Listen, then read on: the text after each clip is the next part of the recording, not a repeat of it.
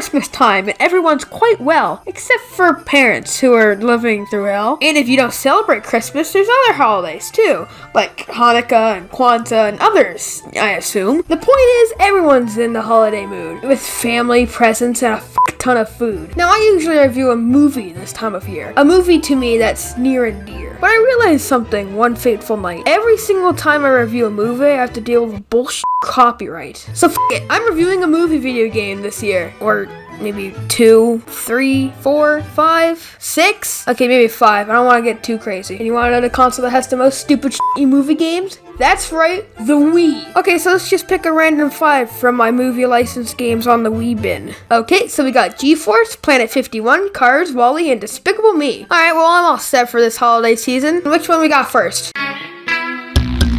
Anyone remember this movie?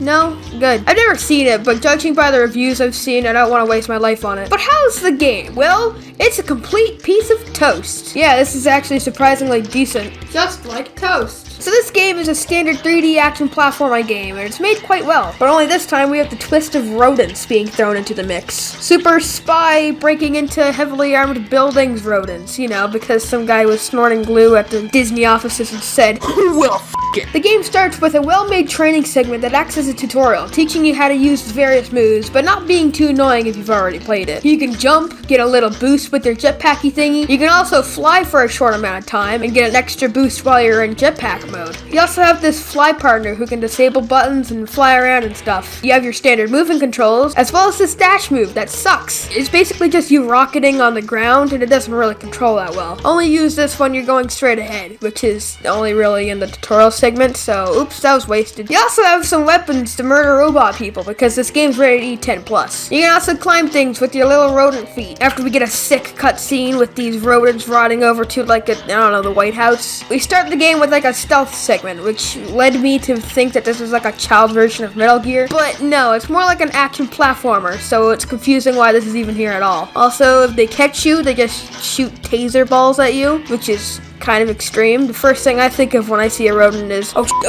gotta shoot him with my laser gun. Anyway, you sneak in and you navigate to this huge place to stop a business guy from releasing this company or something. I don't know. And then you have to escape while also fighting off these robotic enemies. At least in this first chapter, which seems to go on forever. At least as far as I played into it. You can also destroy parts of the environment with your laser whip and your plasma gun, which are both weapons of the game. The graphics are something that don't really matter. Also, they don't suck, but they suck. But that's mostly because of the Wii and how the Wii is basically the filthy casual's GameCube. But even on other systems, they're just fine. They work, but honestly, who cares? Music? I don't even remember this game had music when writing this. Yeah, it's also fine, man. It's the standard 3D action platformer music that you've probably heard before. Like, seriously, I could probably take a track from Phineas and Ferb Across the Second Dimension, paste it on here, and you wouldn't think it was out of place at all. Now let's get to more specifics on the gameplay, which is pretty decent. Surprisingly, you don't waggle around to use weapons. It's mapped to a button. And yes, there's attack combos. Our prayers have been answered! The plasma gun does use the pointer control, but honestly, that's a good thing. Any shooting game on the Wii is automatically given points for this IR pointer. The enemies aren't too strong, but they can be annoying sometimes. And the platforming can be minimal at some points, but it works well for when the game calls for it. There's also a lock-on targeting button with the use of the C button on the nunchuck. So yeah, this game is every bit of the word decent. It's a game that I enjoyed while playing, but I wouldn't want to revisit for a while. Now, would I say that about our next game?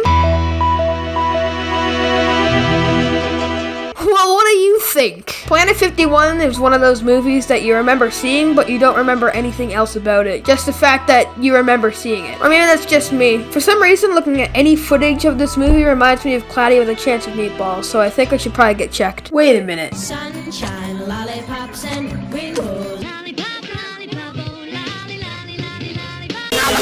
By the way, I didn't rewatch any of the movies these games are based off of, because that's not the purpose of this video. I'm reviewing the games. If I'm going to be reviewing WALL-E on Wii, I don't want to go into it with fresh rose-colored glasses. I want to go into it with duller, uncolored glasses, worn out from years of not seeing it for so long. Also, by the way, WALL-E is the best Pixar movie, don't at me. Anyway, where was I? Oh yeah, hunk of shit. Okay, so imagine The Simpsons Hit and Run. I'm thinking The Simpsons Hit and Run without great writing, great controls, or the ability to hurt random people or steal their car. Boom! Planet 51 the game, licensed by Sega, and Also, let me just say that Planet 51 does not roll off the tongue well at all. Okay, first, the controls. Despite what you may think from the footage, this game does not use the nunchuck to move around. You use a sideways Wii remote, and when you get a car or whatever, the motion controls kick in. The D-pad tilts the car, and you turn it with the Wii remote. But it's fun listening to this guy repeat his dialogue over and over again. Where you going, Lem?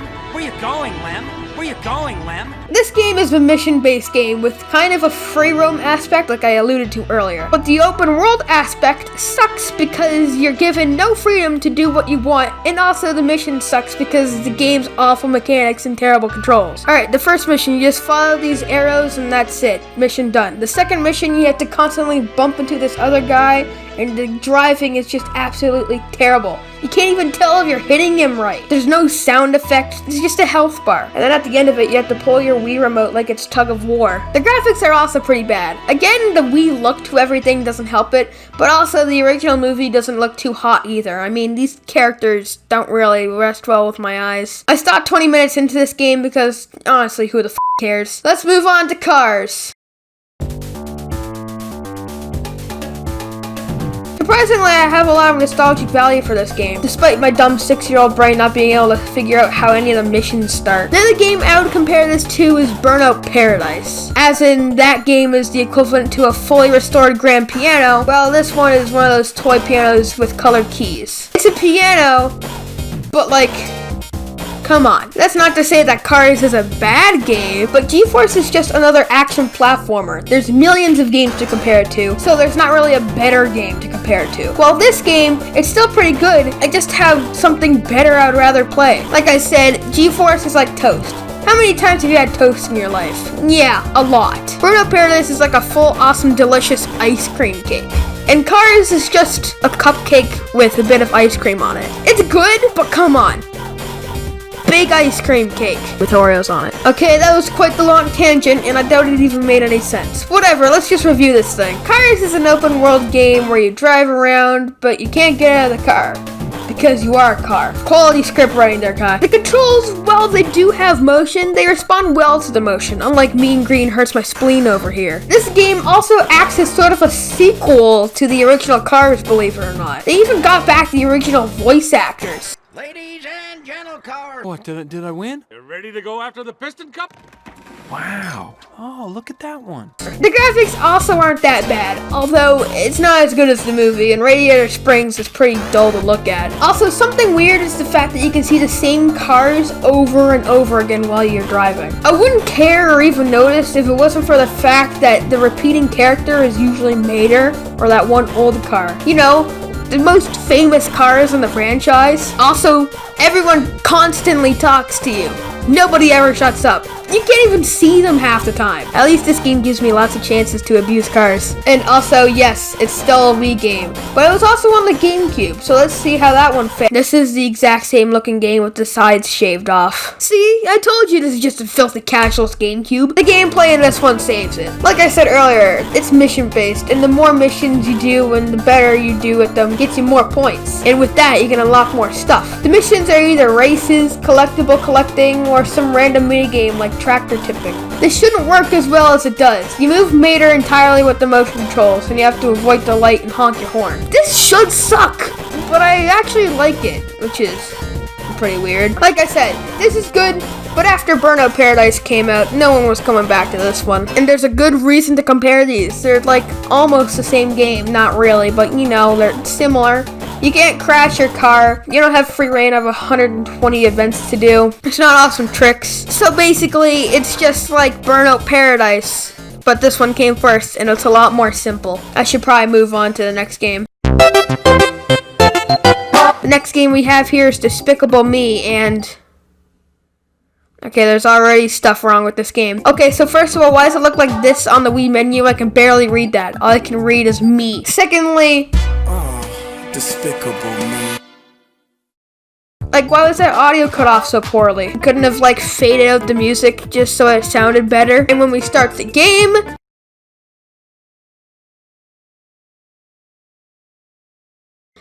Jesus, that's horrifying. Okay, so let's move on from all this and start the game. Surprisingly, they were able to get Steve Carell to do his Gru voice. However, they didn't get the voice actors for the minions, so they just got some guy to make random sounds in a Blue Yeti and pitch shift it.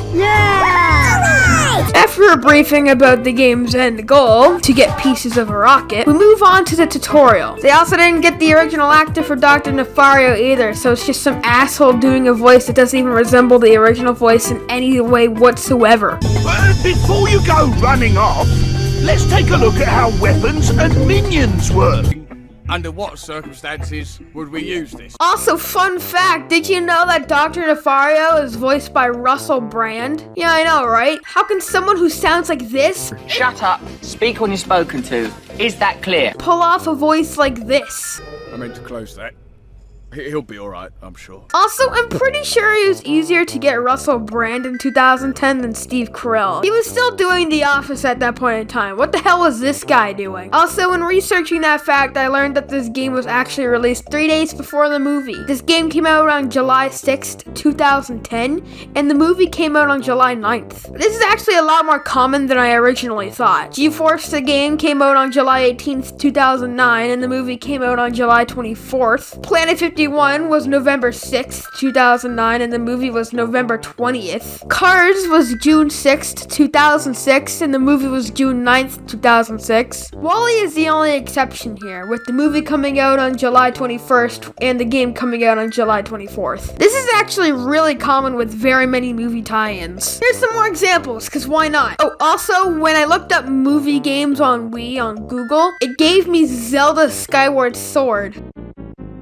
Why? Anyway, B-Movie the game came out on October 30th, 2007, and B-Movie came out on November 2nd. Shrek the Third the game came out on May 2nd, 2007, and the movie came out on May 6th. And while we're on the topic of Shrek, Forever After on Wii came out on May 18th, 2010, and the movie came out on May 21st. Up the game came out on the 25th of May, 2009, and the movie came out on the 29th. Also, can I ask why there's a game based off of Up? Mash A to mourn your wife's death. Ratatouille the game came out on June 26, 2007, and the movie came out on the 28th. Also, why is there a game of that too? The Cloudy with a Chance of Meatballs game came out on September 11th, 2009. Well, that's unfortunate. And the movie came out on the 18th. And Big Hero 6 came out on November 7th, 2014, with the game coming out on February 5th, 2015. Now, why did I mention that? Because it doesn't fall into the pattern that I just set up? Because my friend Alon told me to deliver onto you guys a rant. Why does Flint not do anything with his spray-on shoes? Those things are indestructible. They survived a screwdriver, cinder block, and probably even a jackhammer. Yet he only uses them for shoes? This is like the epitome of protection, and he uses it as foot protectors. Imagine the benefit this thing could have with construction,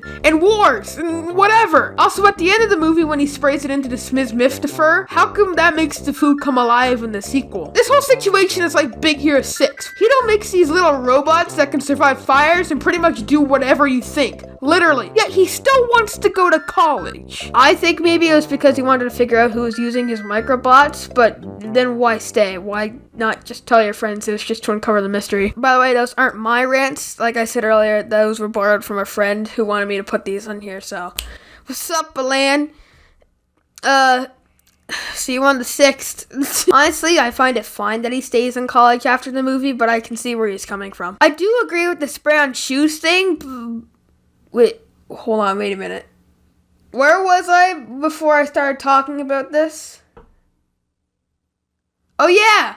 The Despicable Me game. Wow, did I get sidetracked. Okay, let's try this again. Where was I? So the first thing you do in this game is a tutorial. You know what I said about the GeForce tutorial and how it's simple, fast, and not too annoying to people who've played the game before? Yeah, the Despicable Me tutorial is anything but. The first time I played this, I gave up because the tutorial was way too long, boring, and poorly made. What you do is you go through some rooms and learn mechanics you can use to solve puzzles because this is a puzzle side-scroller. However, the way they introduce the mechanics to solve these puzzles is pure 100% bullshit.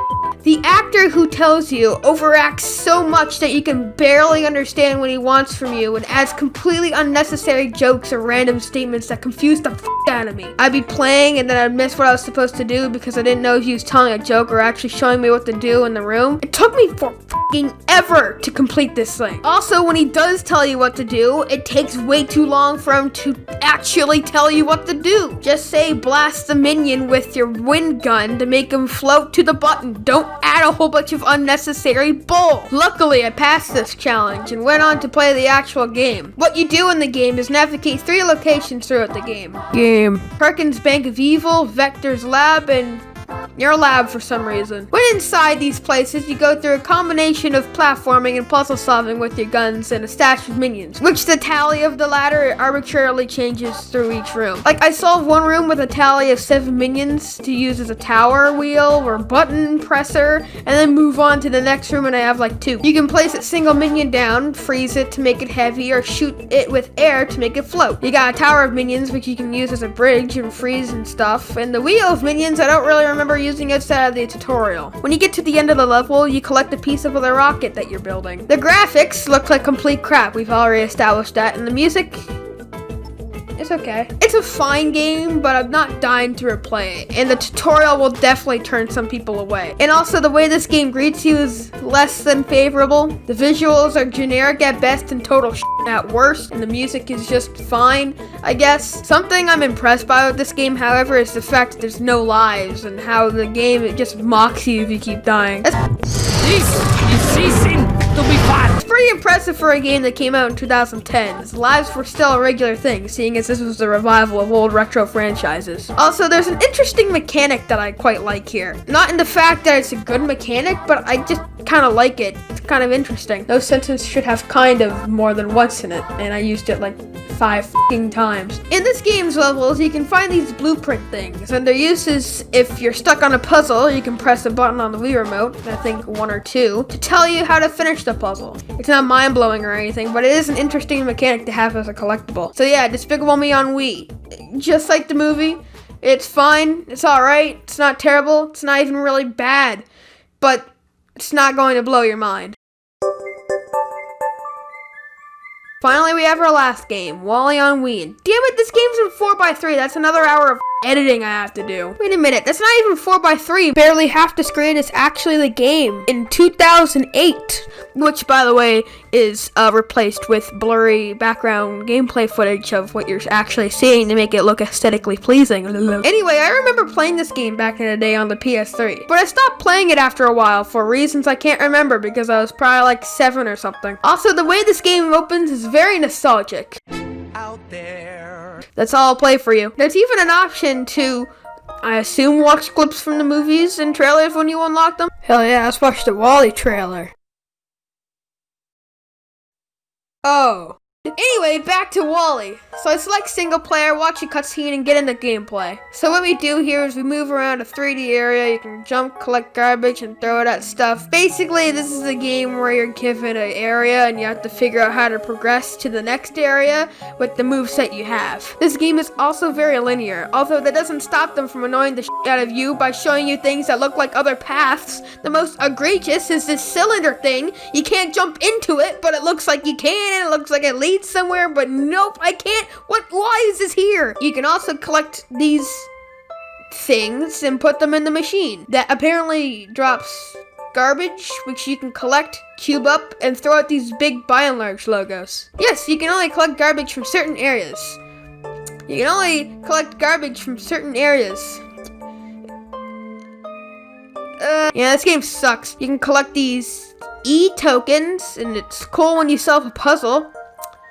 Okay, honestly, who cares? This game's just dumb. Why the hell do you need to throw garbage cubes at these logos anyway? Okay, so I load a cutscene where Eve comes down to Earth, and it's distractingly different from the actual movie. Oh, and also, we're playing as Eve now. So instead of using the joystick, I instead have to point at the screen and hold A to move forward.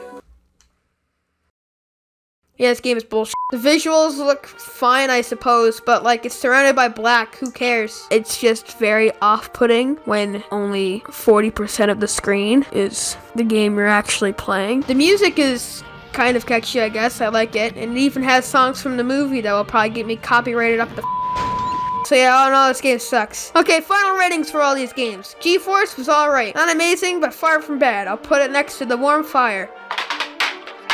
Planet 51, Into the F***ing Cold. Cars, you can go near the fire. Not as close as G-Force, so you're slightly less warm to the point where it's a tolerable warm-cold combo. Despicable Me, it's fine, but there's some bad to be found. You don't get thrown in the snow, you just put near it with a sweater. And Wally, get the f*** in there. So yeah, 2 good games, 2 bad games, and a fine middle-of-the-road game that features this face. Now I can finally have a nice Christmas without any copyright trouble. So Merry Chrysler and Happy New Decade. I'll see you next year. Oh, for f***'s sake.